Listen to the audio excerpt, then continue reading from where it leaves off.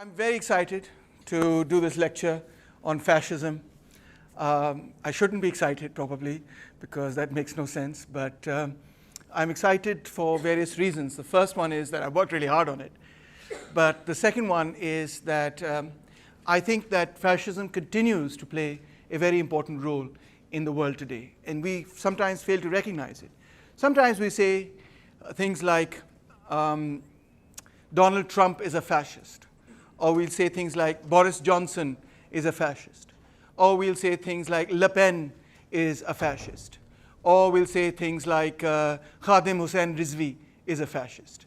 And we tend to think that maybe fascism is something that is out of date, maybe it's purely a European phenomena, maybe it doesn't really exist. Sure, it came about, it destroyed millions and millions of lives, 50 million lives in World War II, etc. But now it's old news, it's done and it's over with. Whereas other people continue to think that fascism is very much here with us. The debate nonetheless is there, correct? And the term fascism is often thrown around quite loosely against one's opponents. For example, if you pick up the term fascism, you often think that it means something to the extent that if somebody is really forcing you to do something, your parents are really saying, no, you must study. Then you'll retort back and you say, Dad, you're a fascist, or something like that, right? So we tend to view fascism as naked authoritarianism and nothing other than that. Well, first of all, I want to break that impression. The misconceptions about fascism are that it's a mindless, brainless, violent, uncultured, and criminal political movement, correct? And the sort of, if you watch something like Inglourious Bastards or whatever, one of these movies or the Hollywood version of fascism, you end up thinking about fascism as being, how should one put it, based purely on brute force. And although that's partially true, what that neglects to add is that at the time in Europe, fascism was in fact a hugely, massively popular movement. This is a very famous jalsa that the fascists held in Germany on Thanksgiving Day, and that is approximately over 700,000 people in that particular jalsa. You can see it's massive.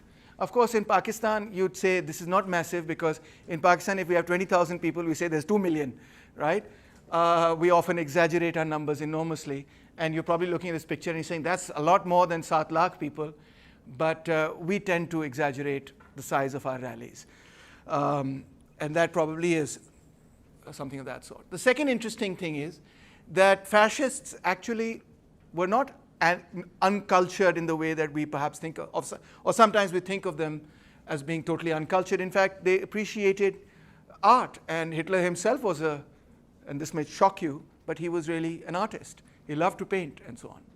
Now it's going to sound a lot like I am being very favorable towards fascism here, but that's not my intent at all. I think the reason I'm emphasizing what they are not is that in the way that we have depicted them, in many instances, it becomes very hard to recognize fascism when it does confront us in the modern world, in modern times, precisely because we have a picture of them which is not altogether accurate. This is a very famous painting, Water Lilies, by a Nazi painter. And you can see, I mean, it's a good work of art. There's no doubt about it. It's not something that you'd say, oh, it's just rubbish or whatnot. Similarly, through the late 1920s and the early 1930s, the Nazis gathered substantial electoral support and were the second largest party and later became the largest party in the German parliament. That's also a fact that we seem to sometimes neglect. They had about 1/3 of the vote of the German people. And that, as you can see, is a very early picture of the Nazi party, and you can see Hitler over there as well as many of the other officials of the Nazis. Later on, they became much more organized. And the impression that Nazis did not read philosophy, were not aware of philosophical debates would also be incorrect. In fact, largely they considered Nietzsche. Nietzsche may not have considered them to be his followers, but they largely considered Nietzsche to be their inspiration.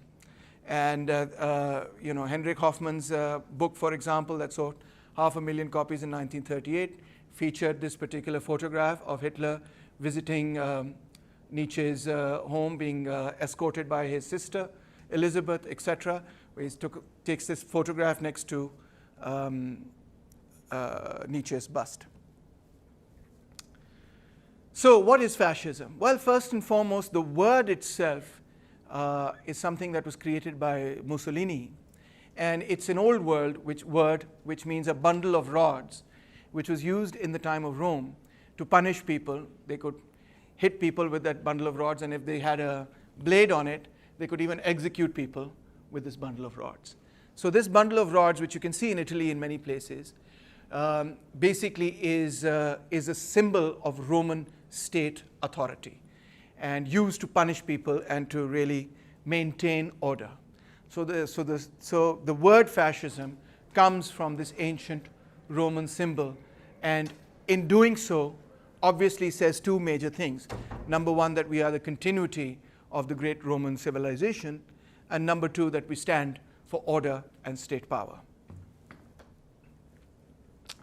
So fascism has also been characterized as radical nationalism. The term radical has undergone many changes, even in my own lifetime. There was a time when the word radical basically meant left wing.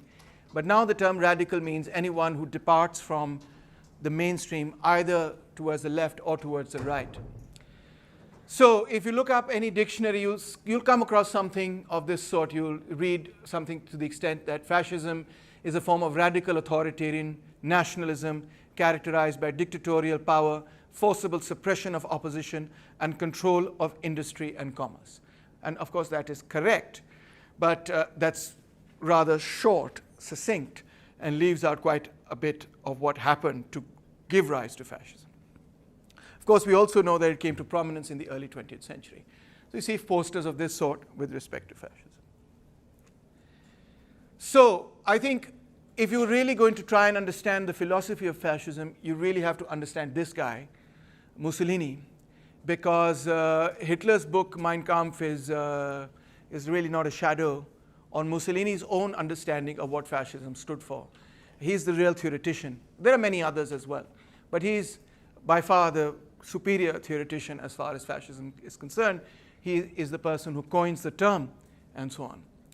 And in Italy, what was going on is that when World War I broke out, the government of Italy, and specifically the Socialist Party of Italy, which became later the Communist Party of Italy, was also the party of Antonio Gramsci, did not want to go to war. The socialists did not want to go to war. Italy did not want to go to war. And Mussolini was a member of the Italian Socialist Party and disagreed with his own party and said, no, Italy must not be deprived of the opportunity to go to war, conquer other lands, gain colonies, and therefore become a great civilization. So it was over World War I, first and foremost, that this disagreement erupted. And as it erupted, Mussolini then began to oppose liberalism, Marxism, humanism, egalitarianism, all of which he saw as opponents of Italy's rise to power. He began to argue that liberal democracy was obsolete. The public-private distinction, which was one of the cornerstones of liberal democracy as well as legal theory today, was obsolete, irrelevant, etc. And he began to strongly advocate that Italy enter World War I and become mobilized as a military state. Citizenship should be militarized, and that the state should manage and take over nearly all aspects of life in order to turn Italy into a society that could fight and win a war. And as you can see, Mussolini, in his early days at least, also a very good speaker, was also a very popular politician to begin with. Now, one of the most sophisticated explanations, there are many explanations of fascism that we have. The one that I find most convincing and relatively speaking most sophisticated is one offered by Antonio Gramsci, who was, as you know, in Italy, in the Socialist Party of Italy. Now, his view is that in the south of Italy, specifically in Turin and so on, where workers began to become much better organized, and their trade unions were very strong, and they began a movement against the local capitalists and the landlords and so on, that this working class movement began to threaten the rich landlords and the big businessmen, who feared that there would be a Bolshevik-style uprising in Italy. And in order to suppress the subaltern masses, they began to then organize groups called black shirts at first, whose main function was to go and break up the trade unions, whose main function was to go and beat up working class trade union activists and so on, destroy their offices and destroy their printing presses in particular, which were very effective. So the violent suppression of the left in Italy specifically was one of the main cornerstones of Italian fascism, and later also of German fascism, as you'll see. And for Gramsci, at least, fascism was mainly a reaction to the emergence of socialism and the inability of liberalism to deal with war and the economic crisis. So, of course, at this time, liberalism was a very powerful argument, and it was unable to cope either with the economic dislocation caused by the war, so fascist thought, or the challenge that the socialists were posing to the given order. Hence, for Gramsci at least, fascism cannot be separated from the class struggle itself. Fascism was a product of the ruling class becoming militarized for two reasons. Number one was to crush the domestic opposition in the form of the trade union and working class and left movement in the country, to also sideline and sometimes even crush the liberals that they saw as being far too vacillating and unsure and to compromise with respect to pacifism to really take on the tasks that needed to be taken on. And then finally, and perhaps most importantly, to militarize society and enter into the big struggles of what they saw, big struggles of history, and to capture a piece of the pie as the division of the world was being redivided during World War I. They wanted to get into that game and wanted, well, colonies and greater influence. So here we have, no, not Hitler, that's Charlie Chaplin. Nobody seemed to have guessed it. Nobody said, sir, that's not Hitler. Did you guess it? Anyone? No, he didn't, don't lie. Anyway, that's Charlie Chaplin, so one of my favorite actors. Let's go to Hitler, that's him. So in the late 1920s, the National Socialist German Workers' Party, what is shortened in the English language as the Nazi Party, came to the forefront, fighting street battles, fighting against trade unions and communists and campaigning to become and became one of the largest parties in the country. And they also had their own sort of equivalent of the black shirts, which were, of course, the brown shirts. By the way, a lot of times when there's two movements that generally wear black. One is, of course, the fascist movement. What's the other one? Anyone? Feminists? Pacifists? Environmentalists? Yes? The anti-fascists. Sometimes they wear black, but that's not their traditional color. But there's a reason why some of the anti-fascists wear black, and that's the reason I want you to get at. So the answer is the anarchists. So anarchists also wore black, and Italian fascists also wore black, and Hitler's sort of stormtroopers used to wear brown. By the way, are you familiar with the Khaksar Tehreek? What would they wear? They used to wear brown. Yes, khaki. That's where you get Khaksar from. That's correct. And they were also inspired by German fascism, by the way, although they were very anti-colonial at the same time. Yes? Sir, ISIS will be black haircut. That's got nothing to do with it. That has nothing to do with it. Though you may make the argument that the inter-services intelligence is fascist or whatnot, but I think, it's got nothing to do with that. But anyway, just because somebody wears black doesn't mean that they're fascist, I mean, the Shias also wear black in Muharram, and it's Muharram right now. So, but nobody's yet called them fascist. All right, so they gained about a third of the vote, but they had about nearly almost half of the seats in the parliament. And in 1933, when the German parliament burnt down, they accused the Communist Party of Germany of trying to burn down parliament. And then they took special powers called the Enabling Act in 1933, and then Hitler had complete undivided power over Germany.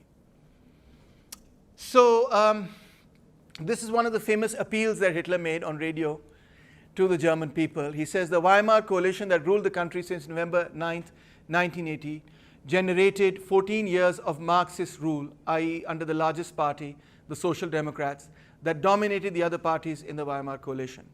Unless the German people reacted against this Bolshevism, there would be anarchy. Germany's fate was in the hands of Almighty God and German voters. So you can very clearly see that he was very clear what his mission was. And here you see some very interesting figures because while you see the Nazi Party in May 1928 only has 12 seats, and then suddenly in September 1930 has 108 seats, goes from, like PTI, goes from very few seats to dominating, and then continues to rise, etc. And the other interesting thing to see from here is in comparison to the Nazi Party, you look at the Social Democrats, they had 153 seats, a massive, massive presence in 1928. They were the largest party. So the left really dominated Germany at this particular point in time. And if you look at the split off from the Social Democratic Party, those who followed the Bolsheviks, that's the Communist Party, they had 54 seats in parliament, much larger than the Nazis. And that in fact expanded and went all the way up to 100.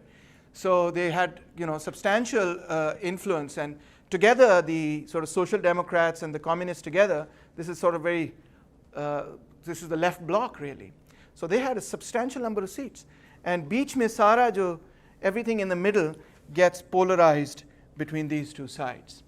And the Nazis managed then to, to get enough seats really to become the largest party. So one of the big elections was between Hindenburg and Hitler. Oh, here's another interesting graph that you see. But let me just say, you can look at this graph here, and that's Hitler. You can't read it. That's Hindenburg. And you can see most of it is swept by him. But he was like 88 years old, or 84 years old. And so he couldn't actually really run the government. The Social Democrats and so on were all supporting him. But he himself then decided to make Hitler the chancellor and so on. So you can see that initially the Nazi Party didn't have a lot of support aside from a few districts and so on. Look at this interesting graph over here. I thought this was really fascinating. May 1928, you know that in 1928 is the great stock market crash, which brings the world, European economy certainly, and even the world economy to a grinding halt, causes masses of people to be unemployed and to be thrown off from work, etc. Look at the rise of the Nazi Party, shoots straight up, and SPD, which is the Social Democratic Party, is sort of declining slowly and so on. So here's the KPD, which is also on an incline, but relatively speaking a slow one, catching up with the Social Democrats, but certainly not powerful enough to overwhelm the Nazis. Together, though, they did have enough power, but they were also, had very, very strong disagreements, and so really couldn't really work together well. So the fascists, one more interesting thing is that another aspect that we often associate with fascism is that their main program was against the Jews, right? Because that is the aspect that gets covered the most in movies and films and so on. And when you look at it that way, you tend to not see the big picture here. Because the Italian fascist movement, for example, had nothing to do with hatred for the Jews, nothing at all. And the German fascist movement began persecuting the Jewish community of Germany quite early on. But the massacres, the large-scale massacres at Auschwitz and so on, really began to occur in World War, during and in World War II. So much later, in fact, than Hitler came to power. Although there were other forms of persecution, but the mass extermination began really in World War II. So if we just think of them as being anti-Jewish, this anti-Jewish politics, I think it's insufficient. They had a larger agenda. The agenda was, we want to enter into war, we want to do this, we want to have more colonies, we want to defeat the Social Democrats and the Bolsheviks and so on and so forth. And in that larger framework, they saw the Jewish community as being a very serious, major obstacle. And perhaps they saw it that way because the Jewish community across Europe is, once it had assimilated after the Enlightenment period and so on into Europe, has really thrived in Europe, and not just economically, but more importantly, intellectually. And so intellectually, they played a very important role in many of the movements in Europe, and specifically with respect to liberalism and also with respect to the left. You saw a very high concentration of people there on the left and on the liberal spectrum who belonged to what you could call the secularized Jewish community. So the Nazis also saw the Jews not just because they hated, or rather saw the Jews as an enemy to their project, not just in the sense that the Jews were accused of having betrayed Christ 2,000 years ago. That wasn't what was the only thing going in their minds. But more importantly, what was going on in politics at the time and how they perceived that the Jewish community somehow or the other was a block on their imperial ambitions and their ambitions for war. So why did the Nazis admire Nietzsche? I want to speak a little bit about Nietzsche, but before I do so, I want to just bring in something here that Shamail and I spoke about. Nietzsche passed away much before the fascist movement or the Nazi movement or any of the fascist movements began. And his ideas are rather somewhat complex, and I think they need to be grasped in their complexity. While at the same time it is a fact that the fascists themselves greatly admired Nietzsche, read him, published him, and thought that everything he had said was in line with what they were themselves thinking. So one of the questions that we're going to look at is, what was it in Nietzsche, perhaps, that inspired them, or that attracted them, rather? The thing that isn't there in Nietzsche, you'll see, is the kind of anti-Jewish sentiment that you associate often with Nazism, that they burnt Christ and so on and so forth, and they betrayed Christ, and therefore they must be, they must be eliminated or something of that sort. That doesn't exist. In fact, the anti-Semitic party, Nietzsche thought that the anti-Semitic party was rather not just dull, boring, but he once even remarked that they should be shot right down to the last man because they're just pathetic. Perhaps didn't really literally mean it that way, but he really did think, because his sister was married to someone who was very much an anti-Jewish, anti-Semite, etc. So he wasn't saying kill my brother-in-law. Maybe he felt it at some point, but the point is that metaphorically speaking, he thought that this is just rubbish. So fascists greatly admired Nietzsche. Here's another interesting thing about the fascists is that although they are a right-wing movement, and in that sense you can consider them, sort of on conservatives, but on the other hand, they weren't your traditional conservatives either. They weren't your traditional right-wing. They were not part of the sort of theocratic right-wing politics of Europe. They were not part of the church and all of that. In fact, at that level, they were rather anti-conservative in a certain sense. They were rather, off the beaten track in many of their ideas with respect to social conservatism. They were political conservatives, certainly, but they were not social conservatives in the sense that Khadim Rizvi, for example, is a social conservative, right? One of the key ideas that we're going to talk about is the question of slave morality, the role of Christianity and Judaism and so on in informing that.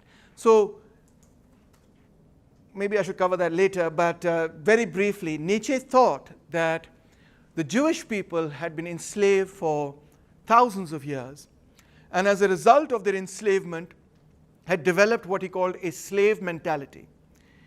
And the Jewish people had created Christianity, which, according to Nietzsche, he thought encapsulated that slave mentality.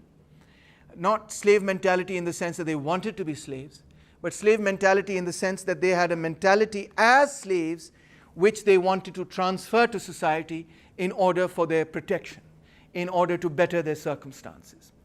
And the result of that on European civilization was extremely negative, according to Nietzsche. That the Jews had bequeathed Christianity, which as a whole created a slave mentality amongst Europeans and did not allow Europe to, or individuals even within Europe, to achieve their full potential. Therefore, that slave mentality had to be gotten rid of.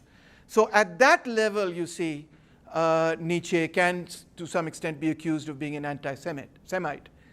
But that's a very different kind of argument from the traditional argument, traditional anti-Semitic argument that the church, etc., and many others made. And last but not least, his concept of Superman. Yes? Taimur, would you mind explaining a bit more about which features of Christianity Nietzsche would have said Yeah. are exemplifying? I'm going to come to that. Some of that? I will. I'll come to that in just a bit. It's later on. Okay. Yeah. But keep that in your mind. Keep that in your mind. What were the features? What is this slave mentality? What are the features? And how did they impact things? So I'll discuss that in just a bit when I come there.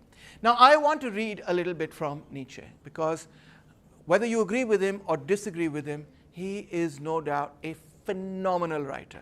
The first time you read him, you just cannot put him down because he writes so well. He's not really concerned with being methodological. He's not really even concerned with being, I'll define my terms very carefully and so on. He just writes, much like Heidegger and Nietzsche, both have the same style in that way. He just writes in the old style of philosophy, what he wants to say. So here we have a section from the Gay Science, which was also repeated in Thus Spoke Zarathustra, which is a madman is talking. Pagal aadmi. Huh? Pagal aadmi jo hai wo keh raha hai, kya keh raha hai? God is dead. God remains dead, and we have killed him. How shall we comfort ourselves, the murderers of all murderers? Sabse pehli baat to isme, just to pause here, he's not celebrating it. He's lamenting the death of God here. How shall we comfort ourselves, the murderers of all murderers? What was holiest and mightiest of all that the world has yet owned has bled to death under our knives. Who will wipe this blood off us? What water is there for us to clean ourselves? What festivals of atonement? What sacred games shall we have to invent? Is not the greatness of this deed too great for us? Must we ourselves not become gods simply to appear worthy of it? Now this is, when Nietzsche says these lines from a madman, I think he's not just being sort of scared about, he's not just sort of trying to protect himself and saying, "Main nahi keh raha, koi aur keh raha," sort of thing, which is, what somebody in Pakistan might end up doing. But he's saying something quite different. He's saying that something that was there at the center of our lives, of European lives, of our civilization for thousands of years, that guided us, that taught us right from wrong, that told us, what to do, when to do it, how to behave with our children, how to behave with our parents, how to behave in society. Something that was so central to our lives is suddenly no more. Why is it no more? What has taken it away? Who has killed it? Who has killed that central notion of truth, justice, God? Why is it destroyed? Nietzsche thought that the Enlightenment, which had basically substituted science in the place of religion, had undermined and destroyed God from our lives, just eliminated God from our lives. And he didn't think this was a good thing. He thought this was a terrible thing, because what it created is a sense of a loss of direction, a meaninglessness in our lives. How are we supposed to order our lives in an era where God no longer exists? The question is also raised in Pakistan. For example, on social media, if you go on social media and you have a discussion or debate with someone who's strongly religious, they'll make the argument quite often. They say, if you don't believe that God exists, how do you know right from wrong? How do you know good from evil? How do you order your life? What basis do you use to order your life? Because for thousands of years, that's the basis we've used. So what is the new basis? That's the real question. So the death of God, the age of enlightenment had taken away, as you correctly pointed out, the church and God from the lives of Europeans. But there's something even fundamentally much more important that Nietzsche is talking about. He's saying it's not just religion that has died. It's our belief in absolute values. It is the death of truth itself. We've stopped believing that there is, because for so many centuries we believed there is a truth. The truth is God. God has given us this book, and that is the truth, and so on. Now that's gone. Now, it's not just that has gone. What has gone with it also is our fundamental belief that there is a truth, that there are absolute values. How many of you say things like, it's all perspectives, I don't know what the truth is, there is no truth, there is no objectivity, there is no scientific explanation, right? We often have this conversation. It's your perspective, this is his perspective, this is my perspective, this is a woman's perspective, this is a black perspective, this is a working class perspective, etc., etc., etc. This is a bourgeois perspective, whatever. Which one is right? Well, they're all right and they're all not right. There's really no basis for judgment because there is no absolute truth. How many of you think, yeah, that makes sense, there isn't no absolute truth? Is there an absolute truth? Right? So you're reflecting exactly what Nietzsche is saying. That absolute truth is no longer a part of our intellectual makeup. So it's not just, as I wanted to point this out to you, it's not just the death of the church, it's the death of truth. Because God was the truth, and that's gone from our lives. He doesn't mean by, let me also clarify, he doesn't mean that the actual Almighty is no more or something. He just means it's gone from our lives. This has created a situation where humanity is approaching nihilism, meaninglessness, yes, meaninglessness, yeah, that's right. Life has become without meaning. We don't have a direction, we don't know which way to go, we don't know what to do.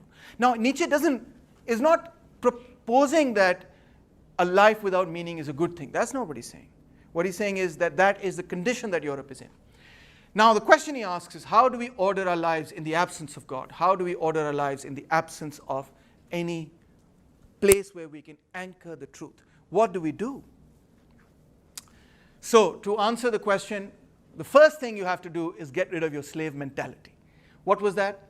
The Jews, who were an enslaved people, Nietzsche thought, introduced Christianity into Western civilization.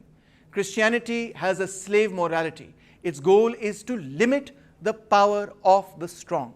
Please note this down somewhere. Very, very important. The goal of Christianity was to say the strong should not dominate the world, society, whatever. In fact, blessed are the meek, for they shall inherit the earth. If you read through the Bible, again and again this idea is repeated, that the meek, the weary, the poor, the oppressed are the ones who will inherit the earth. So, and I think this is historically accurate. Nietzsche is not being inaccurate here, that the people who embraced Christianity, well, the Jews themselves were an enslaved people under the pharaohs, and then of course their state broke up and so on, and they were enslaved in Babylon, in the Babylonian kingdom, and in the Assyrian kingdom as well. So that is absolutely true, but even more fundamentally, that Christianity was a revolt of the underclass against Roman rule also is true. And the supporters of Christianity, certainly of early Christianity, were the poorest of the poor and so on and so forth. So the Judeo-Christian slave revolt in ethics had insidiously turned the tables on the masters by declaring that strength was evil and weakness was a good thing. This is Nietzsche's central and very important idea. Please note that this is not a criticism of religion in that sense. It's a criticism of the culture generated by a given religious movement, which he believes is one that does not appreciate strength. It cannot appreciate, being proud of yourself. It cannot appreciate you taking pride in your abilities and so on, and in developing them, but rather wants to keep everybody meek and says, जो class में last आता है वो ही अच्छा बच्चा है, जो पढ़ाई नहीं करता उस पर मुझे कितना तरस आ रहा है, जो पढ़ाई करता है और कहता है I'm gonna get ahead and I don't care if you don't like me or what not, that is not the kind of person that, according to Nietzsche, Christianity is supporting, promoting, or appreciating. So Nietzsche's anti-civilizational animus, our ideals of beauty, morality, and truth are intrinsically meaningless. And what Nietzsche wanted to do was to philosophize with a hammer. And I was all thinking that aaj main hathaudi leke aaunga. But then I ran out of time and so on, and I couldn't get a hathaudi. But I really wanted to get a nice big hathaudi like the one that Thor has and bang it on this table just to make that point. But so you can just imagine it, right? Here's me banging that big hammer on the table. He wanted to break it all up. What did he want to break? This slave morality. So his philosophy is extremely aggressive, you can say. He's an aggressive kind of guy because he wants to destroy 2,000 years of this mentality, this culture that he feels has kept Europe in chains. If you destroy that, you destroy the idea that there is a right and a wrong. You destroy the idea that God knows right and wrong and can create it and has bequeathed it to us. Then what basis do we have left to order our lives, to not fall into complete despair and meaninglessness, nihilism, etc.? What basis do we have? Mr. Nietzsche, you may be asking. He says the basis is the will to power. And in fact, he thinks that the world, the history of humanity, all of humanity, and not just the history of humanity, but the history of everything that's living, from plants, animals to insects, etc., is the will to power and nothing besides. So you see a very Hegelian sort of jump here, that all of history is going to be interpreted in this singular impulse or logic or whatnot. What is the will to power? The purpose of life, he says, is to strive to grow, spread, seize, become predominant, not from any morality or immorality, but because it is living and because life simply is will to power. What is life? When you are born, you have to take your first breaths, and those are difficult and painful. And how do you take them? You have to grit your, well, you don't have any teeth to grit at that time, but you have to really, you have to work against, the forces of nature to inhale that thing. Pehle to aapko, you're getting it from your mother, but now you have to inhale, now you have to feed, now you have to feed yourself, you have to fight against the diseases and everything. And every minute that you live, your body is in a struggle. You are not even realizing it. You're like, I'm in no struggle here. I'm kind of chilling out here. But your body is in a struggle against all the different microbes and viruses and bacteria that are attacking your body, and your body is fighting back. It has its white blood cells, and they're like punching through and saying, don't you dare attack, me, and I'm going to. And if it fails from the attacks that come from without and from within, then your body will deplete, and you will go towards death. And if it wins, your body will expel those things, destroy those things, and survive and live. And it's just not just true for the body, it's true for the plant. The plant breaks out of its own seed and then breaks out of the soil, and it's constantly fighting against a hostile environment. And it has to appropriate things from that environment to survive, just as you do. I mean, we might like to think of life as being, we get our food in the kitchen, and we go to PDC and eat it, and so on and so forth. But the chicken is something that we slaughtered, and we bred it, we slaughtered it, and then we ate it, and you never even saw the slaughter. But that's what's going on, isn't it? And when we eat meat and so on and so forth, and the plants too, you can see that we uproot them. They are living things, and yet we uproot them in order to live. That's just the way life is, says Nietzsche. Anything else you think about is you're just fooling yourselves into thinking into a utopia. Knowledge and values, therefore, that enhance life are what life strives for. So what is it that we should look for? What would be the light to which we would direct our efforts? That which brings life to you, which makes you happy, which makes you want to conquer the world. You come out of the classroom and you say, "Rah!" That is good. If you come out of this classroom, you're like, I don't want to live anymore. That's the kind of knowledge that Nietzsche would say, just throw that in the bin. Don't even think about that. If that's utterly useless for you, because it's destroying you from the inside. And I want you to move towards those things that make you want to live, that make you want to live full of vitality, a full life. So that's all art, all literature, all philosophy, all ideas, all basis of morality that push you down and prevent you from becoming who you are and from really embracing life in its fullest are things that are completely should be done away with. My idea, he says, is that every specific body strives to become master over all space and to extend its force, its will to power, and to thrust back all that resists its extension. But it continually encounters similar efforts on the part of other bodies and ends by coming to an arrangement, a union, with those of them that are sufficiently related to it. Thus, they then conspire together for power, and the process goes on. So he's not Hobbesian in the sense that he thinks every man for himself and we're all going to, my will to power is going to be opposed to your will to power. No, the various wills to power can co-join with each other, live together, strive together, and work together towards the light, towards life, and so on and so forth. What about law and what about justice? To speak, therefore, of just or unjust in itself is quite senseless. In itself, of course, no injury, assault, exploitation, destruction can be unjust, since life operates essentially, that is, in its basic functions, through injury, through assault, through exploitation, destruction, and simply cannot be thought of at all without this character. As I told you, you are on top of the food chain. Now, if you don't see the food chain, that doesn't mean you're not on top of it. But you are slaughtering mankind, slaughtering, millions of animals to be on top of that food chain, And that's the reality you have to face. And not just animals, uprooting, as I said, crops in the prime of their life, you are uprooting them. Am I wrong? Paras?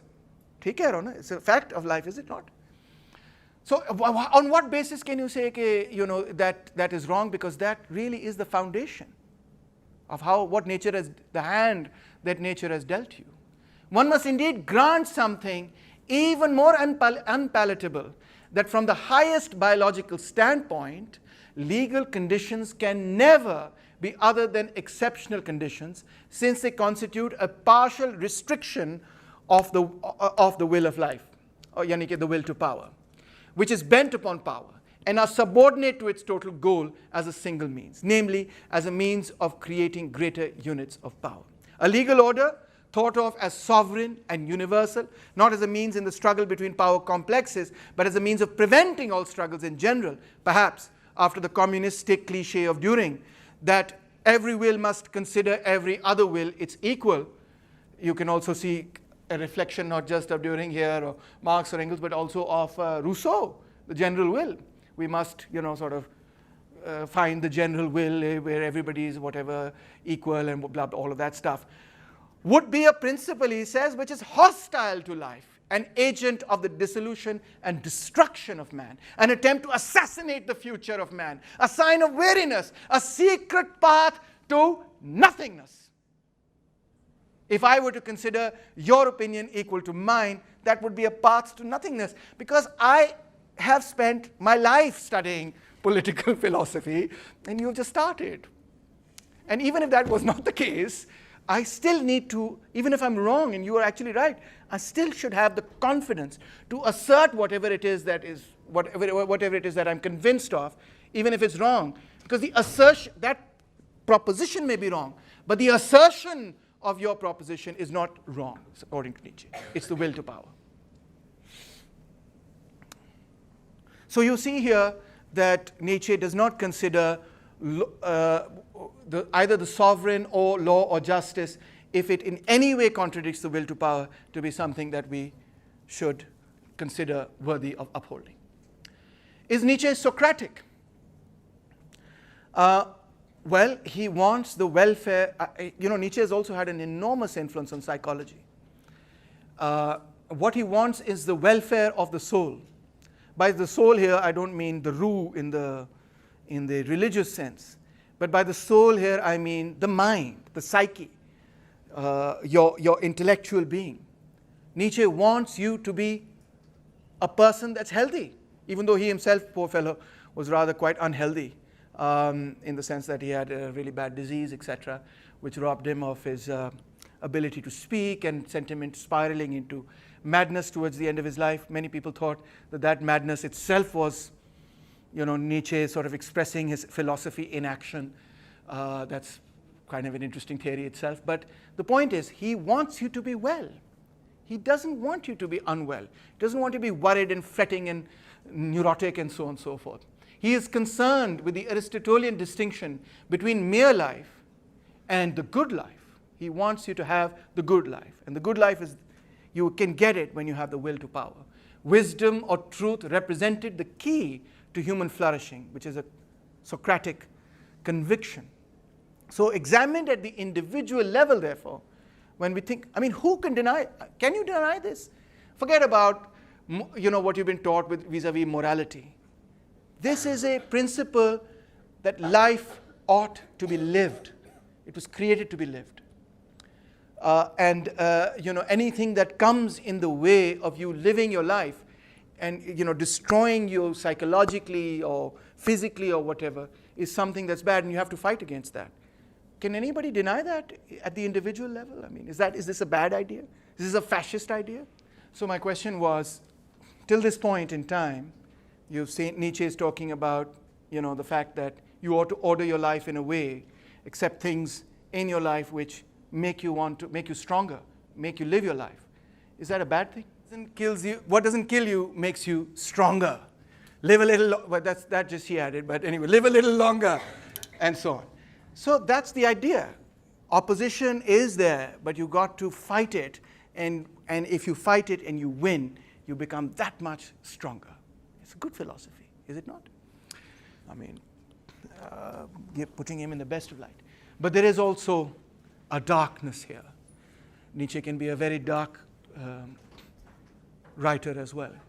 And he recognizes this in himself. He says, whoever fights monsters should see to it that in the process he does not become a monster. And if you gaze long enough into an abyss, the abyss will gaze back into you. Look long enough into evil, evil can become part of you. That's what you have to avoid and you have to stop. So it's quite self-aware as well in this regard. So what is the darkness? Well, to begin with, we often think that Nietzsche is rather apolitical. For example, Nietzsche says in his writing that he is the last anti-political German. He doesn't care about politics. He's the last person who is anti-politics. He also says things like, state is the coldest of all cold monsters. It has no life, it has no heart. A death for many has been devised that glorifies itself as life. I call it the state. The state is where you die. Politics is where you die. That's what it's sounding like, correct? Only there where the state ceases does the man who is not superfluous begin. Does the song of the necessary man, the unique and irreplaceable melody begin. So from these passages, it would appear that Nietzsche is not only against the state, but he considers this kind of state politics, etc., to be the death of a person. To be concerned about, this itchy-bitchy, you said this and I said, like those talk shows. Nietzsche would laugh at those talk shows and say, what the hell are you all discussing? And the way you're discussing it is a joke. Just another quotation is quite nice. But it is the same with man as with the tree. The more he seeketh to rise into the height and light, the more vigorously do his roots struggle earthward, downward, into the dark and deep, into the evil. You got to enjoy this, man. You don't take it too seriously, okay? If you take it too seriously, then it's no longer any fun. And what we want to do is we want to enjoy ourselves because we're doing Nietzsche today. We don't want to be depressed. We want to be happy. So Enlightenment thought that they were fighting the great battle for reason against dogma, against superstition, against authority. They were humanists. They were universalists. They stood for the general will of the people, like Jean-Jacques Rousseau. They stood for the third estate and sat on the left side of the National Assembly in France which is why they got the term, which is where we get the term leftist from, because they sat on the left. And so this is the party of, this is not socialists we're talking about here. In the 18th century, the left are people, in the 18th and 19th century, the left are people who are not socialists, but basically people who believe in enlightenment, in humanism, in universalism, in liberalism.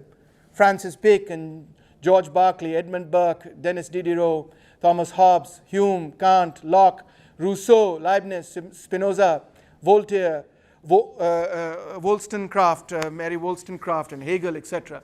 And this is a beautiful painting, which is called a prophecy, where you see an image. We don't, of course, we are iconoclasts, so we don't like images. But you can see this is like a compass. And this is a divine sort of intervention, which is creating the world in a mathematical, in some mathematical proportion with a compass. The world is logical, knowable, understandable. Of course, there was also a reaction against the Enlightenment, which has been termed by Isaiah Berlin as the counter-enlightenment. We can also look at the Romantic movement, of which, in fact, Rousseau also inspired it.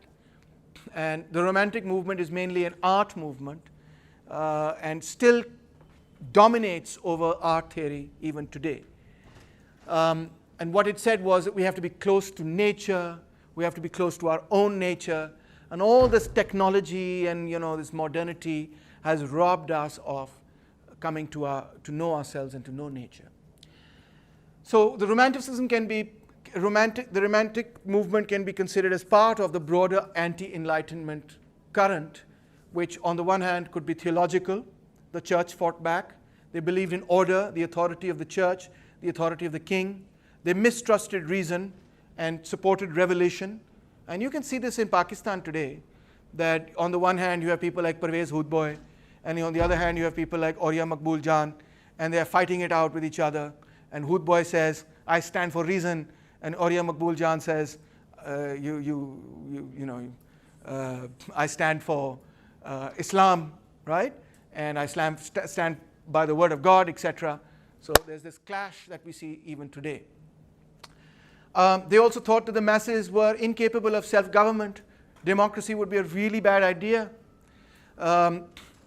They thought that man's natural condition was sin, which is why Christ, of course, was the Son of God, suffered on the cross to rid mankind of his sins. And over here, there's another really nice sort of painting which says, the sleep of reason produces monsters. And so you see this guy sleeping. He's not studying. He's sleeping. And what's coming out of him? Chimgadars and so on. So if you go into the library and you go to sleep, just remember that you will generate monsters. Don't sleep. Another great debate of this period is Hegel versus Schelling. Hegel is considered one of the most profound thinkers of the French Revolution and the Enlightenment. Also because he tries to create a system in which the whole of human history, its intellectual history, its political history, its artistic cultural history, is all captured in one process, which he calls the march of reason. Well, Prussian authorities, although he wasn't a revolutionary like Karl Marx and Engels, etc., there was sometimes they were inspired by Hegel, but he still managed to upset quite a few people, because in the Hegelian paradigm then, Christianity was only one step in the march towards reason. And so the conservatives really thought that what Hegel was saying was quite blasphemous. Schelling, on the other hand, was in favor of revelation, elitist values, appeal to myth and authority. Freedom was redefined subjectively as an inner state that can be maintained despite the vicissitudes of political life. It had deep pessimism towards the ability of human agents to create a more humane society. And later you had other people like Schopenhauer, etc., take up those themes. Romanticism similarly was a reaction to the Industrial Revolution and to the values of the Industrial Revolution and to the Enlightenment.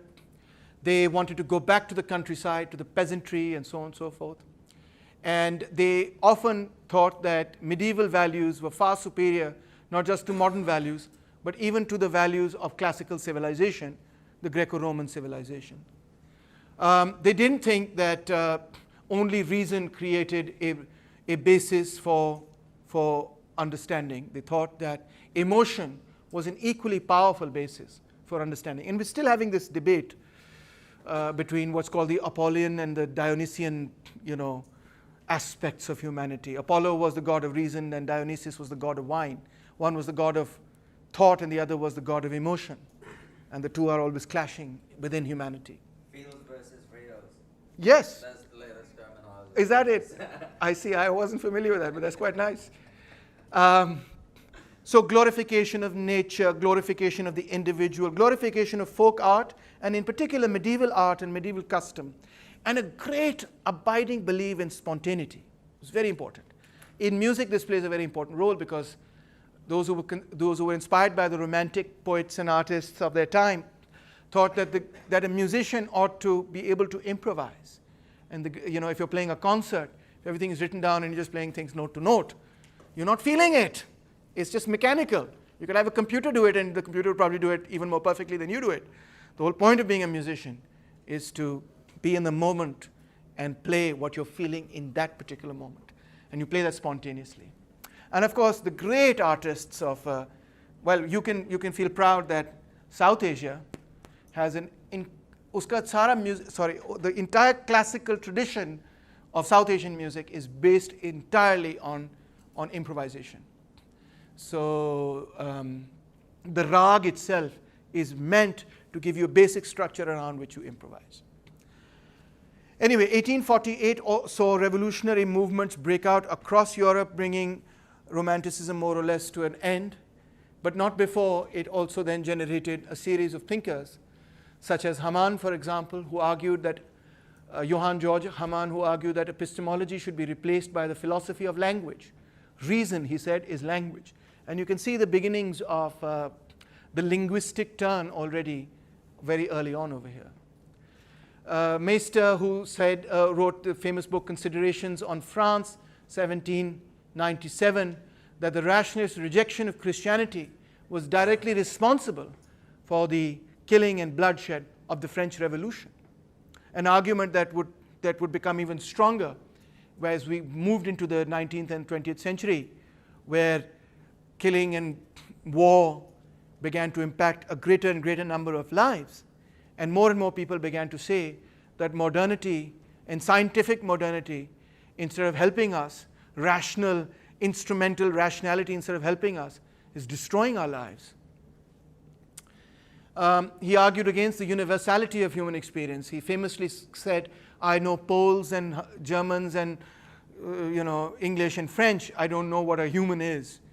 In other words, this idea of humanism, everybody sort of equal and so on and so forth, is all just nonsense. That's not how people really think. Bataille, who created a secret society and wanted the rebirth of the sacred and myth, and he wanted to combat materialism, secularism, individualism, and so on, was an iconoclast and so on and so forth, and wanted to relearn the forces of emotion, instinct, and spontaneity. So these are some of the three great writers of that period. Now along comes this fellow, and he's really quite a key person in the way in which this debate begins to develop. If you remember what we said about Plato from your previous courses, Socrates, Plato had already come to the conclusion that what you see as an appearance, in fact, hides the essence of a given thing. Appearance is deceptive. Knowledge from sense perception can be therefore deceptive. And the task of philosophy was to discover what lay behind the appearance. And this was famously, of course, depicted in the allegory of the cave, where people were looking at shadows. And those shadows is the material world. And what really needs to be discovered is the logic, the principle, the essence, the forms, as Plato would have put it, that shape the material world, that guide the material world. That's what has to be discovered. Like in The Matrix. How many of you have seen The Matrix? Good, more people than... I love giving Matrix examples. So in The Matrix, Neo, who's fighting the evil Matrix, at one point or another manages to decode the entire program. And once he decodes the entire program, everything appears to him as numbers, and he's able to fight everybody off and beat them. And that's like the yay moment, right? Well, Husserl wants to go in the absolutely opposite direction. Instead of examining what is behind the appearance, he wants you to try and examine how it is that the world appears to you. How can that not be an important thing, he says. How do you experience the world? How do you sense the world? Whatever you call reason comes later. The first and most fundamental thing is how you interact with whatever it is inside and outside of yourself. How does that come to you? And that is what's called phenomenology. He is considered the father of phenomenology. So the phenomena is how you see it, the appearance of it. The essence is what's behind the phenomena, what's hidden from our view. So he's not concerned now with Plato, but rather with the opposite. I want to understand how it is that you feel what you feel, and how can we scientifically study that. So in other words, he wants to understand the subjectivity of human experience. I'll skip over this slide and go straight to Heidegger. Heidegger was a student of Husserl, who was a Jew, and this is now, we're entering into the Nazi period where Jews are going to be persecuted and so on. But Heidegger, first and foremost, was also inspired by his teacher and wants to really think about phenomenology and wants to think about being, wants to apply phenomenology to the question of being. From 2,600 years ago, we have had an ancient distinction, a dualism in philosophy, between the object and the subject. The object exists outside of us, the subject is what is perceiving the object. And this debate about what the relationship between the subject and object has been at the foundation of philosophy and metaphysics in particular. And what Heidegger finds is that this whole debate has been misunderstood, misconstrued from a translation of the Greeks, and needs to be revisited and re-understood. Now this is all sounding rather abstract and so on, but you'll see how it will come together quite quickly. Greeks, he thought, had an authentic experience of being as unconcealment. Kind of like when you unconceal something to look at what's happening over there. The process of unconcealment simultaneously conceals a lot of other things. When you unconceal that, it conceals what was previously unconcealed. So the discovery of being is somewhat like that. The phenomenology is somewhat like that. So when Descartes says, for example, cogito ergo sum, some people pronounce the G, anyway, I think therefore I am, he's already created the subject-object distinction. That's the problem. That being, your existence, you yourself, man, the subjective side of man, was reified into a relation between a thing and its properties. So we are trying to think of, what he's saying is, to translate this into easier language. We are trying to think about, what are we thinking about, first of all? Are we thinking about God? No. We are thinking about the being that thinks about its own being. The human being is the only being which thinks about its own existence. A rock does not, a cat does not, a dog does not, an object does not think. And an animal, presumably, is unable to think about its own existence. So the being we are dealing with is a being that thinks about its own existence. Now, what that means is, he came up with a concept, is that he called it design. It's not design like, this is a good design. What that means is being in the world, being there in the world. So that being, which is thinking about its own being, is part of the world it's thinking about. It's not outside of it. But the way in which Western metaphysics has distinguished the subject-object, it has thought of the thinking being in much the same way as it thinks of an object with properties. What it really needs to understand is that this being is part of the world it's thinking about. And in that way, the subject-object would collapse. The distinction, the dualism would collapse. The human way of being is fundamentally different from the way of being of an object, because the human way of being is a way in which we think about our own being, our own existence. Why do I live? Do I even exist? How do I know I exist? And then Descartes says, I think, therefore I must exist. Something must exist that's doing the thinking. Well, that's a classic example of a being thinking about their own being. Being is being in the world, not outside of it. It is a being in use in the world. The second thing is, you are first in the world and then you begin thinking about it. It's not even like you're outside the world, you look at the world, you're like, oh, I want to get in there, and then you get in there or something. No, you're just born in it. You're like a being that is constantly, like a hammer that's in use without realizing it's a hammer.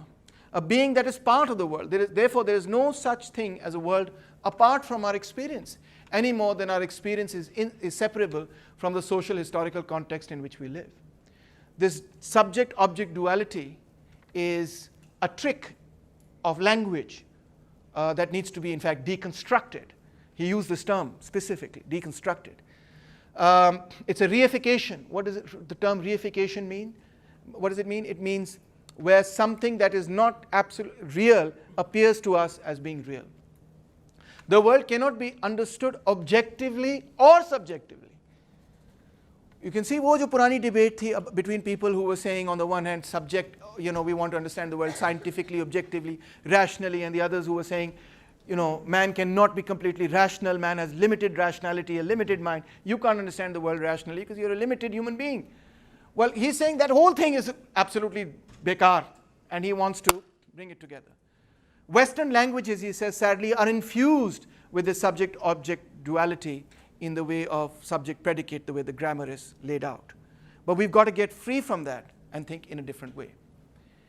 So we've got to understand the truth, which he calls hermeneutics, which is a big word, but basically means interpretation. The human way of being has no properties or essence. Like Socrates was trying to figure out, or Plato is trying to say, what is the essence of a man? What is the essence of a dog, etc. These are ridiculous questions according to Heidegger. If you ask what is the essence of a human being, you can't figure it out because you're treating a human being as you would treat an object. And that is exactly what being is not, because it's thinking. It is the one doing the thinking. Nobody outside of it is doing it. The truth of our being is unconcealed to us just as perceptual truths. Our view is always perspectival. So every unconcealed truth conceals other truths. I already went over this. And this creates an infinite hermeneutic, in other words, an interpretation process. We're constantly, the subject-object duality is completely false. We are thinking about our own being all the time, and we are the ones at the same time doing the thinking. In this regard, he says, what is relevant about the way in which we experience the world, the phenomenology, is that we care. What does he mean by care? He doesn't mean, oh, I care about the world, I want to hug a tree. What he says is that we are participants in this world. We are part of it. And it means something to us. It means something to me when you're like, oh God, sir, is not making any sense to me, or I don't really like this class. It means something. It has some meaning to me. What are those meanings? Well, there's three parts. First is the facticity of the situation, of a given situation. In other words, the given. I have a body, there is a history, there is a context in which I am thrown. This is also called thrownness. Then there's fallenness, living according to the wishes of others, which he calls inauthenticity, where because we are surrounded by a certain historical context, body, history, etc., in that context, there are various forces acting on us to act a certain way. And when we accept those forces, we live according to the wishes of others, not our own wishes. And that, he says, is an inauthentic life, where you're living according to the wishes of others. You can see a reflection of Nietzsche here as well. And last, existentiality is the knowledge of the imminent death. And that alone makes an authentic life possible. We're all going to die. I hate to bring this news to you, but there's absolutely no exception. What that means is that we have to embrace life in the now. Only knowledge of our death can help us embrace life in the now. And by embracing life, he means here, of course, also a Nietzscheite theme, which is embracing yourself, embracing your individuality, embracing what it is that you want to be as a person, rather what it is that others want you to be. And that would be an authentic life. So very interesting stuff here. Similarly, with respect, that was what he said with respect to being. He said similar things with respect to time in his famous work, Being in Time. We imagine time as a linear objective movement, right? वो देखो घड़ी कैसे जा रही, tuck, tuck, tuck. And every time it goes tuck, the same amount of time goes by. But is that the way, आपका क्या नाम है? Yes. नीचे. Khubab. Is that the way you experience time? Is that the phenomenology of time that you experience? No, you don't experience time that way. I gave away the answer when I shook my head a little bit. How do you experience time then? Is it linear for you? No. What is it like? Right now, is time going by really fast? Is it going by really slow? Really slow. Correct? But if you're doing something like, I don't know, jumping off a cliff or something, would time be going by very fast or slow? It would be different, certainly, right? If you're enjoying something, it goes by extremely quickly. If you're microwaving something, it gets slower. Yeah, good point, because you're hungry. And the hungrier you are, the longer that microwave seems to take. Absolutely. We don't ever experience time subjectively, objectively, as linear. We experience it always in very many different ways. Sometimes it's elongated when you're waiting at the doctor for an appointment. Sometimes, boom, 10 years go by, your kids are grown up, and you're like, whatever happened to you? How did you grow up so quickly? Right? All of this stuff happens. So we don't experience it linearly. Also, we live ahead of ourselves all the time. I'm here in time, but I'm already thinking, शाम को जाऊंगा, एक lemon malt ले जाऊंगा, Netflix पे फलानी film देखूंगा. I'm already planning for the future. You're planning masters करूंगी, उसके लिए set करना पड़ेगा. I don't, वगैरह वगैरह, whatever, right? You're already thinking, oh my God, when am I going to get out of this classroom? This Heidegger stuff is really getting to my head. Whatever. You're already living ahead of your time. And also, you can live behind. You can think of the past. This morning when I woke up, I really should have brushed my teeth. You can change the past. You can imagine the past in a way that doesn't really exist. Like, for example, you can say, well, actually, I did really brush my teeth, didn't I? Yeah, I did. You change it yourself, however you want to change it. So we don't experience time at all in the way that we conceive of time in science. In fact, our subjective experience, our phenomenological experience of time is totally different from the objective experience of time, or the scientific conception of time. So all this suggests that those conceptions of time themselves are deeply flawed. Now, one very interesting thing about Heidegger, going back, is he wrote this book, and it's incredibly influential. And the man was a committed, card-carrying Nazi party member, absolutely committed to Nazism. So says some very fascinating, very interesting, very complex things, but is a Nazi. And has had an enormous in fact, if I were to say who is arguably one of the most influential 20th century philosopher, Heidegger certainly would be in the first couple of, either he'd be number one or he'd be in the first five, easily. But he's a Nazi. He is. And not just, sort of thoda maut kar liya, but really committed to it. So how do we understand this continuity now? Is Nietzsche also coming in the line of Hamann and Meister and others, etc., Heidegger, and Heidegger to khair baad mein aayega, but anyway, can we also think of him as a counter-enlightenment intellectual, asks the reading I gave you, which is Wolin. Nietzsche argues for the death of truth and reason. The will to power becomes the ethics of a new world. Heidegger argues the case of ontological nihilism. Existence is not recognized by reason, but by design, being practically engaged in the world, being there in the world. So both have a common theme. The rejection of reason, you see, runs like a thread from the counter-enlightenment through Nietzsche into Heidegger. But when Nietzsche comes to us, much later in the 21st century, he comes to us mainly from the interpretation of these three great authors, Kaufmann, Klossowski, and Niemann. And they have translated Nietzsche, and Wolin says that they've done a great disservice because they have watered him down. They've made him a mild little kitten. He's a lion. They've made him a little kitten. How have they done that? He says, a truth claim is a manifestation of the will to power. There is only therefore perspectival seeing. There's different perspectives. You can look at things this way or that way. Only a perspectival knowing. Appearance is all there is. Style counts more than truth. Nietzsche's chameleonic changes are a vast literary charade, they say. The purpose of life is to reconstruct the self on an aesthetic basis, that is, as a work of art. Your life is a work of art, and you are the author of that work of art. Similarly, Western metaphysics is a gigantic miscarriage. What we have are perspectives. There are no facts, only interpretations. Truth is a kind of error without which a certain species of life could not live. We need the truth. We need to believe that there is a truth, but actually there is not necessarily any truth. Life is a process of incessant and directionless self-transformation. The end of self-transformation is aesthetic, making oneself more attractive and interesting.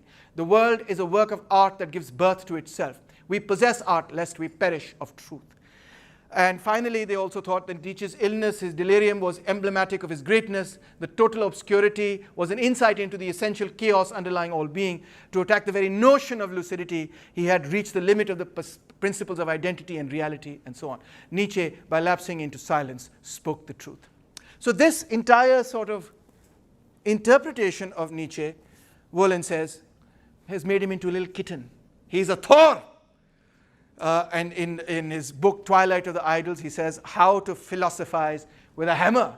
He wanted to break things, not just make you slightly more interesting and slightly more aesthetic. Oh my God, that is so like, that's nothing. So one thing is very clear. Nietzsche, in his own time, despised all the egalitarian movements, the democratic movements for reform and socialism and so on and so forth. He despised Christianity not because it was religious, but because it promoted a slave morality that sets in motion a process which culminates in the Enlightenment's final unmasking of religious beliefs, an event he called the death of God. The Enlightenment ushers us in an age in which values can no longer be grounded, an age of nihilism.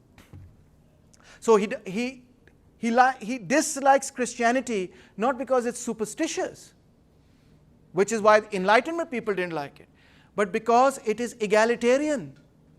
This is a key thing to understand about Nietzsche. If you don't understand it, you misunderstand Nietzsche, in my view. Nietzsche, on the Paris Commune defeat of 1871, for example, very explicitly said, hope is possible again. Shukr hai in mazdoron ko defeat kiya hai. Our German mission isn't over yet. I'm in better spirit than ever, for not yet everything has capitulated to Franco-Jewish leveling and elegance and to the greedy instincts of the Jet-Zeit now time, over and above the war between nations that international hydra, which suddenly raised its fearsome heads, has alarmed us by heralding quite other different battles to come. So very much opposed to the communards of Paris. So the reason why he says all these negative things about politics is because he believes that this is petty bullshit politics. Excuse my language. Bullshit politics. It's not politics. What he wants is great politics. And he says famously, a people, an entire society is a detour of nature's detour to get 6 or 7 great men.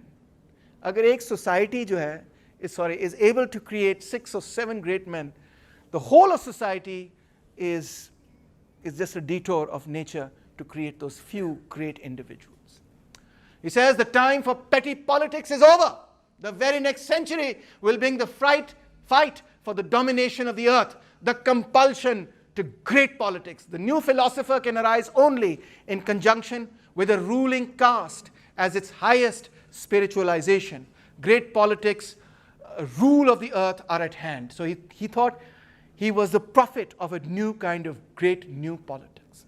Great politics, he thought, was the politics of the empires of Rome, Athens, Alexander, Julius Caesar, Napoleon. Nietzsche was a dogged defender of power and also of the warrior ethos. He described his work, his philosophy, as assassination attempts. Yes, I am trying to assassinate these people. And he called himself the apostle of active nihilism. So you see, Nietzsche is not some kitten. He is ferocious. When the truth, and now I've put some Nazi posters just for fun. maybe you'll get the answer you were looking for. Or at least you'll get a sense of what it was in Nietzsche that attracted the Nazis to him. When the truth enters into a fight with the lies of millennia, we shall have upheavals, a convulsion of earthquakes, the likes of which have never been dreamed of. The concept of politics will have merged entirely with a war of spirits. All power structures of the old society will have been exploded. There will be wars, the likes of which have never been seen on earth. It is only beginning with me that the earth knows great politics. This is no kitten. This is no person to say that which doesn't kill me makes me stronger. No. He is the great destroyer of everything that has held mankind back. In opposition to the dwarfing and adaptation of man to a specialized utility. Chote se, you're working on this little screw, and that's all you bloody know how to do. You know, you're this accounting major. Sorry if there are any accounting majors. All you know is how to add up a few things. And he says this specialized utility, a reverse movement is needed. We've got to break this down. The production of a synthetic summarizing, justifying man for whose existence the transformation of mankind into a machine is a precondition, as a base on which he can invent his higher form of being. So it's a question of mankind reinventing themselves into a higher being. A dominating race can grow up only out of terrible and violent beginnings. Oh man, you can see how that fikra probably became an anthem for Mr. You-know-who. Where are the barbarians of the 20th century? Nietzsche asks. Destroy this civilization. He's contemptuous of it. Now do you see it? No? To expect that strength will not manifest itself as strength. Sorry about that. To expect that you will think that I will come across to you like a little kitten. As the desire to overcome, to appropriate, to have enemies is every bit as absurd as to expect that weakness will manifest itself as strength. I want enemies, says Nietzsche. You should too. Yeah? Tordo, pando, kasun maro. No act of violence. Rape, exploitation, destruction is intrinsically unjust, since life itself is violent, rapacious, exploitative, and destructive. Ooh. Yikes. From now on, there will be more favorable preconditions for more comprehensive forms of dominion. There will be favorable circumstances for domination, whose like has never yet existed. The possibility has been established for the production of international racial unions, whose task will be to rear a master race. The future masters of the earth, a new tremendous aristocracy based on the severest self-legislation, on which the will of philosophical men of power and artist tyrants will be made to endure for millennia.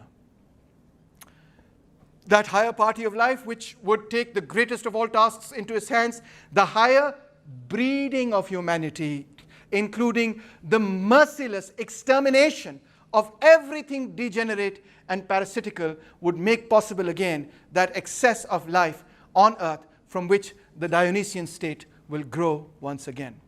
Again, you see, those who argued for the elimination of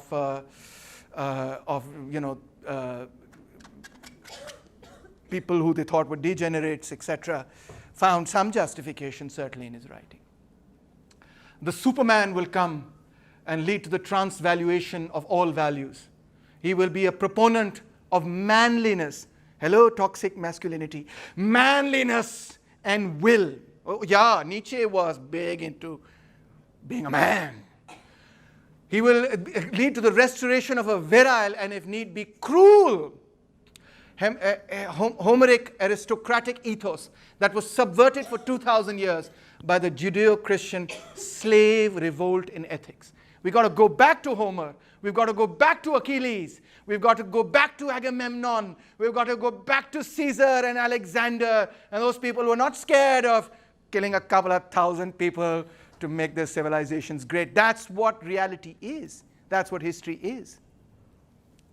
Oh, what's that beautiful song by Leonard Cohen?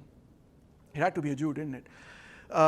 When they said revenge, I wonder what they meant. Have you heard that song? It's a soundtrack of Natural Born Killers.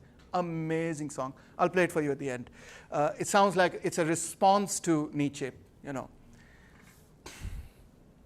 So the Superman will be beyond good and evil. Superman, who has to be a creator in good and evil, truly has first to be a destroyer and break values. Thus, the greatest evil belongs with the greatest good. For evil is man's best strength. You've got to break an egg to make an omelette. Has any omelette ever been made without breaking an egg? No. Man must grow better and more evil, thus do teach. The most evil is necessary for the Superman's best. ये क्या namby-pamby किस्म का Superman, American Superman बनाया हुआ है, who, you know, can't do anything but good and, you know, always has to tell the truth. We want a Lex Luthor. You know, that's what we want. Mankind is the mass sacrificed to the prosperity of a single, stronger species of man that would be an advance. A declaration of war on the masses by higher men is needed. A doctrine is needed powerful enough to work as a breeding agent, strengthening the strong, paralyzing and destructive for the world weary. The annihilation of the decaying races, dominion over the earth as a means of producing a higher type. So we don't know whether he meant this literally or figuratively. You can take this, if you take it figuratively, you're like, hey, yeah, help me. But if you end up taking it literally, then no, you're going to be doing pretty awful things. So Nietzsche ended up providing National Socialism, that's Nazism, with an intellectual father who had greatness, who had wit, whose style was beautiful, not abominable, who was able to articulate the resentment against both monopoly capitalism and the rising proletariat working class movement, says Stephen Eichmann. Mussolini, on the other hand, says, in truth, we are relativists. We are not objectivists. We are not scientists. We believe in subjectivism and relativism par excellence. And the moment relativism linked up with Nietzsche and with his will to power was when Italian fascism became, as it still is, the most magnificent creation of an individual and a national will to power. Now you see that this is not some conspiracy theory. They really did think that fascism was the manifestation of a will to power for that nation. Goebbels, the year 1789 is hereby erased from history, he said in 1933 when Hitler came to have complete power. What does he mean by that, Ahmed? What's 1789? Yes? The French Revolution. Ahmed? Zoned out, my friend. So the fascists see themselves as having buried the egalitarian, rationalist impulses of the French Revolution. Should we stop here? I think we kind of have to. Next, we will figure out the influence that Nietzsche has on France, existentialism, postmodernism, and so on.